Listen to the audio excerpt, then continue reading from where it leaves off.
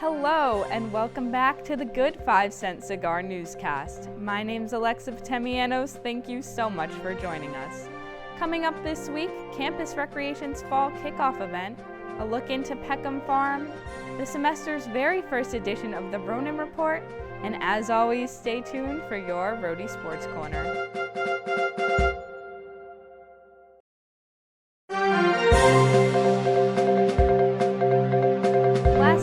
Campus Rec hosted their season kickoff event, Recfest, outside of Mackle Fieldhouse. The event featured an inflatable obstacle course, info booths for club sports, and more. I spoke to some members of the Campus Rec team to find out more about getting involved. Soundstripe.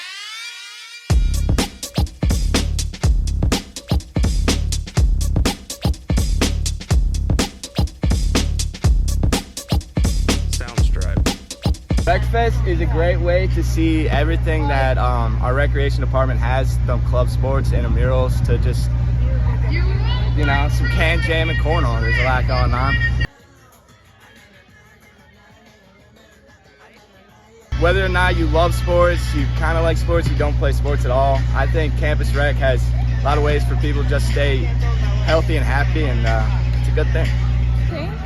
Joining Campus Rec is a great way to get familiar with a lot of the programs on campus. I always know what's going on, what kind of fests or activities are going on around campus, and it's a good way to ease into your first year because it's a more low pressure job. I think that the best part is the team that you get to work with is so supportive and relaxing, and you just feel like you're genuinely part of some kind of community. It doesn't feel as much as a job. Campus Rec definitely made me meet a lot of people and I know so many more people than I would know if I wasn't a part, and I made a lot of friends.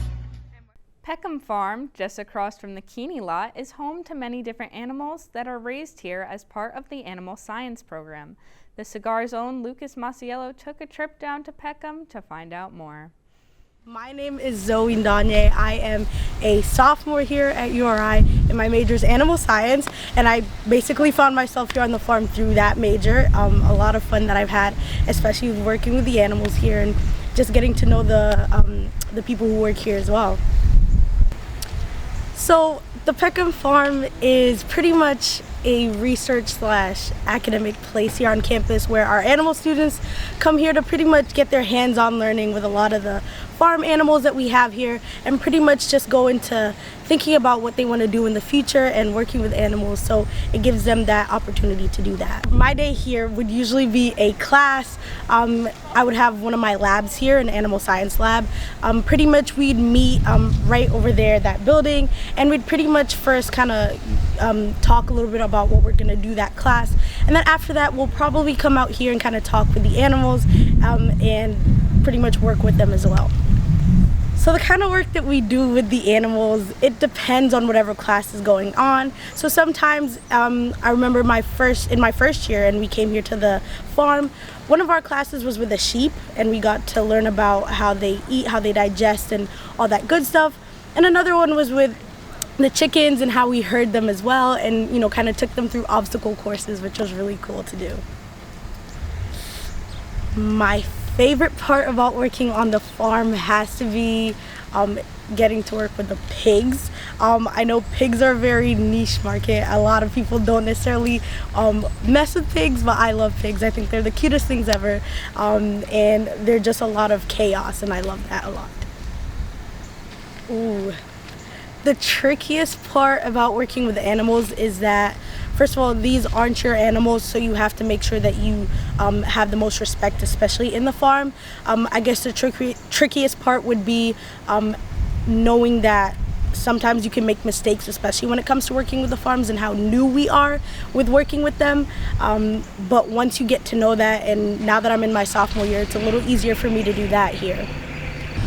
So what really attracted me to the animal science field, especially with working with animals, I think growing up with them, my grandma back home, she pretty much had a farm. Actually, both my grandmas had a farm, and I got to go there and kind of help them out and milk the cows. And on top of that, I do have pets at home. I have 6 dogs and 2 cats. So I really love to get involved, especially with that relationship with animals and humans. I think it's one of the most beautiful things ever.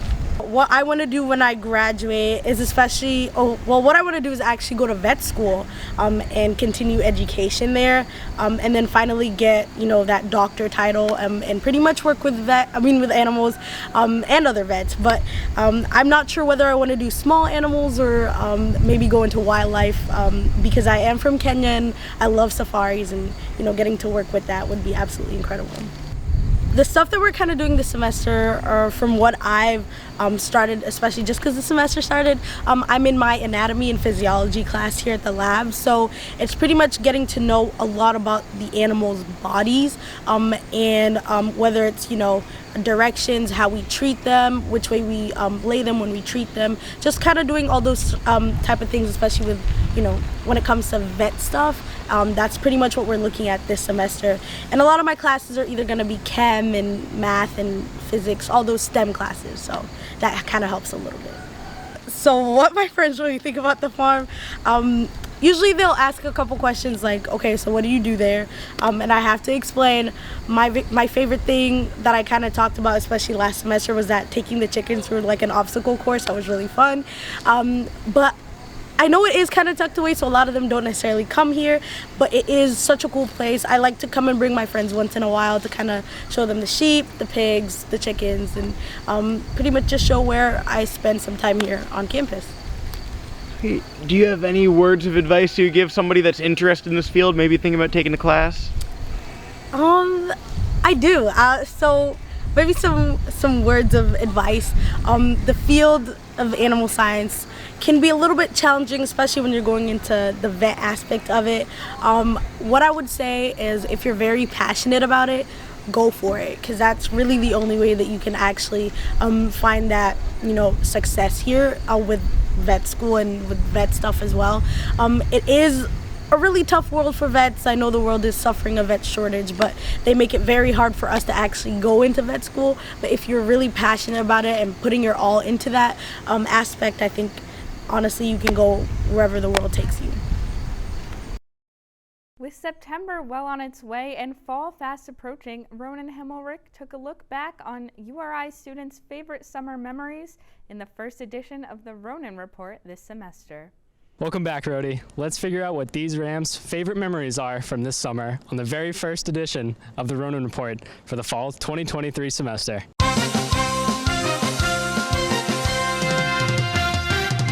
So what was the best part of your summer? Ooh, what was the best part of my summer? That's a good question. Well, I worked for Castle Hill Inn in Newport, which has, I dare say, the best views of the ocean in Rhode Island. So that was a really neat experience. Luxury hotel, just being able to see people from around the world and have a great view while doing it. I think that's pretty much it, yeah. I made $8,000 working at Dunkin'. I don't know, my summer sucked. That's pretty good. I think that's pretty good. I visited 2 national parks, Mount Rainier National Park and North Cascades. Which one was your favorite? Mount Rainier. My favorite memory of the summer was going to the beach with my friends and family. I have to go orientation. It was my favorite memory of the summer, sure. What was your favorite part of orientation? Meeting students, working with a great team. But yeah, and now seeing my students on campus is my favorite thing, yeah. I had an internship, but I flew into New York on the way back where she lives, and we went kayaking for like a really long time. That was probably mine too. It was pretty fun. It's a good visit. Power of friendship. So this summer, actually it was towards the end of the summer, but I went to visit my grandmother I hadn't seen in a few years because of COVID. I'd probably say that's my favorite part of the summer so far. She has she has a pretty good house. She has got a pool, so we get to, hang out, swim, have fun in the sun. Here is your week at URI. On Wednesday, September 13th, the Office for International Education hosted Rams Study Abroad in the Memorial Union. Also on Wednesday, Campus Rec had their first sunset yoga on the quad. The URI Free Farmers Market is back on the quad every Thursday starting at 10 a.m. And now over to Nathan Robillard with your Rhody Sports Corner. Thanks, Alexa. Hello and welcome to this semester's first edition of Rhody Sports Corner. I'm Nathan Robillard.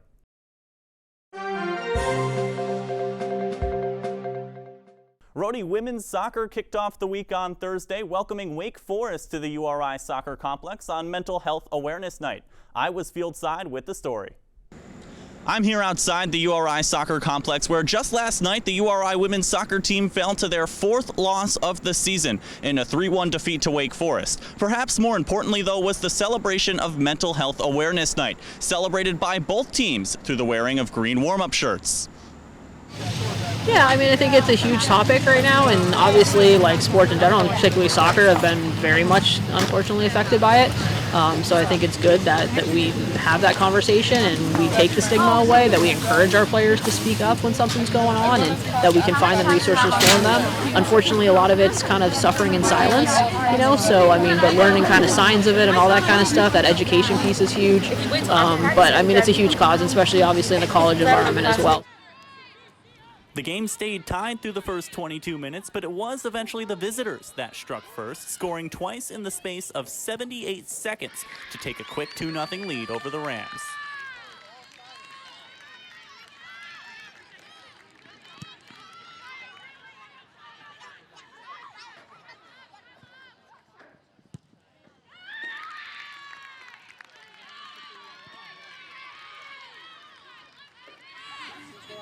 Early in the second half, third-year Christina Sallant got one back, curling the right-footed free kick into the near post to make it a 1-goal game. Goal.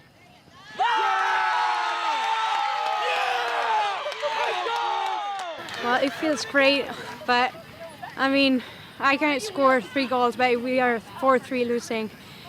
Doesn't mean that much, but happy for the goal.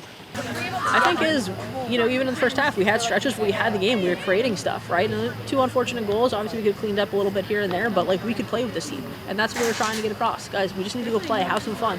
And I think in the second half we came out, we put more pressure on them. We were able to move the ball a little bit more. We created quite a few chances, you know, so I think it was a very good second half for us and, you know, a lot to build off going forward. But the message is we can play with anyone if we want to, so.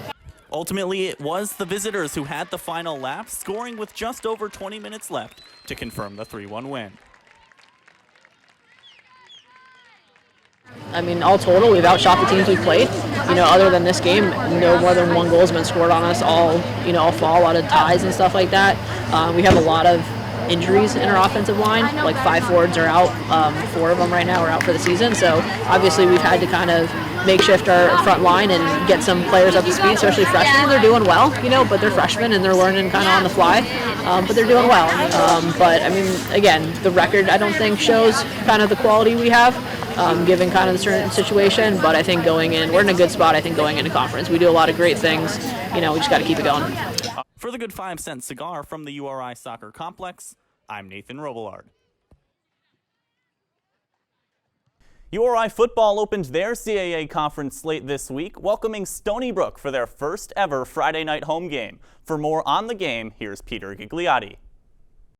After a tough road loss to Georgia State, URI football looked to bounce back at their home opener on Friday against Stony Brook University, who was also in search of their first win after losing to fellow CAA opponent Delaware. The pressure was on early for both teams as thousands of fans packed the Meade Stadium, eagerly awaiting to see who would walk away with the victory.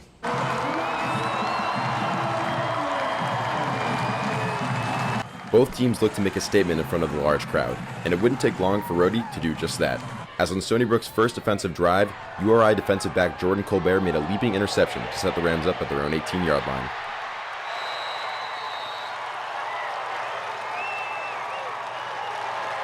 Quarterback Kasim Hill in the offense then marched downfield with the help of a one-handed grab by redshirt junior Darius Savage.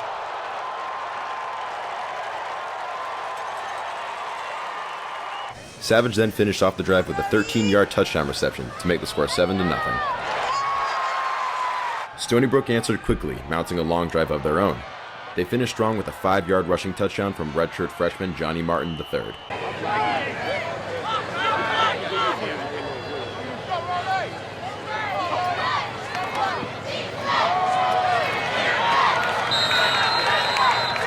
Unfortunately for Stony Brook, this would be their last score until the fourth quarter, as the Rams began firing on all cylinders. After a 70-yard pass to Katero Summers,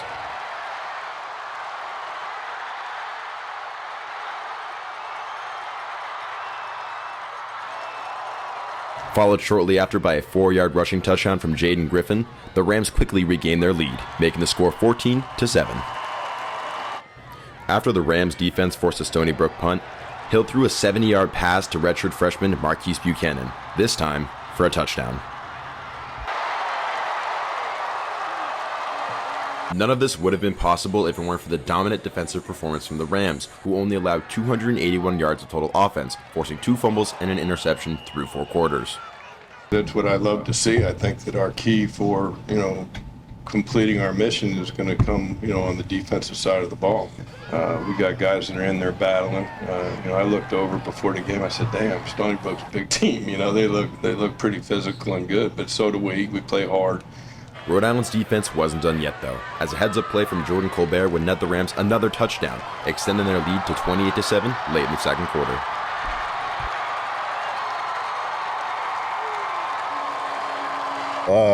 They ran a screen, and I seen the ball come out, and I was running to make the tackle, and I seen the ball on the ground. And our coaches always teach us finish the play because they can go back and review it, and you don't want to miss any opportunities. So I just seen the ball, scooped it, scored, and took advantage of the opportunity. Later on in the fourth quarter, graduate student Jaden McKenzie scored an 18-yard rushing touchdown to make the score 35-7 in favor of the Rams. Stony Brook was able to score a 16-yard touchdown late in the fourth, but it wouldn't be enough to fight back into the game. URI defeated Stony Brook University 35-14, thanks to a commanding performance on both sides of the ball. They moved back up to 500 with a 1-1 record heading into next week. URI will be looking to add another win to their record as they head up north to face off against the Maine Black Bears. That game is scheduled to kick off on Saturday at 3:30 p.m. From inside Meade Stadium, I'm Peter Gigliotti with the Rhody Sports Corner. Now it's time to take a look at some other scores around campus this week. Men's soccer concluded their non-conference schedule with a win over Holy Cross on Tuesday. Women's volleyball dropped 4 straight matches in a busy weekend at the Yale Invitational. And finally, men's and women's cross country continued their seasons over the weekend in a pair of team races. That's all we have this week for this edition of Rhody Sports Corner. For live updates across all URI athletics, be sure to follow us on social media at Cigar Sports. Alexa, back to you. That's all we have for you this week at the 5 Cent Cigar Newscast. As always, make sure to check us out at rhodycigar.com and follow us on social media at Rhody Cigar.